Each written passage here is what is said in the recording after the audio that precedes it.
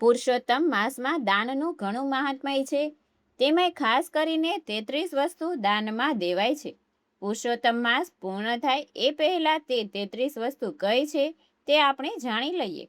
જે સિઝનના ફળ છે, મીઠાઈ છે, શાકભાજી છે, દાળ છે, દૂધથી બનાવેલી વસ્તુ છે, ઘી છે, બર્તન છે, વસ્ત્ર, જૂના ચંપલ, છત્રી, ચણાની દાળ, ચંદન, પૂજાનો સામાન, ધાર્મિક ગ્રંથ, શંખ, ઘંટી, શ્રૃંગારનો સામાન, કાચું અનાજ, મેવો, મીઠું પાન, માલપુઆ, જળ, ધાતુઓ જેવી કે ચાંદી, લોઢું, તાંબુ, પિત્તળ, કાંસુ વગેરે. આ ઉપરાંત સામર્થ્ય અનુસાર દાન પણ દઈ શકાય છે.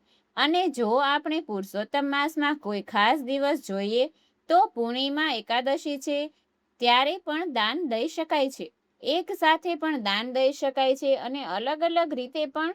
અને જો આ કઈ દાન ન દઈ શકીએ તો પક્ષીઓને દાણા ચણની વ્યવસ્થા કરવી, ગાય માતાની સેવા કરવી, જરૂરિયાતમંદને દાન પુણ્ય કરવું. આમ કરવાથી પણ પુરુષોત્તમ માસમાં દાનનો પૂર્ણ લાભ ફળ પ્રાપ્ત થાય છે.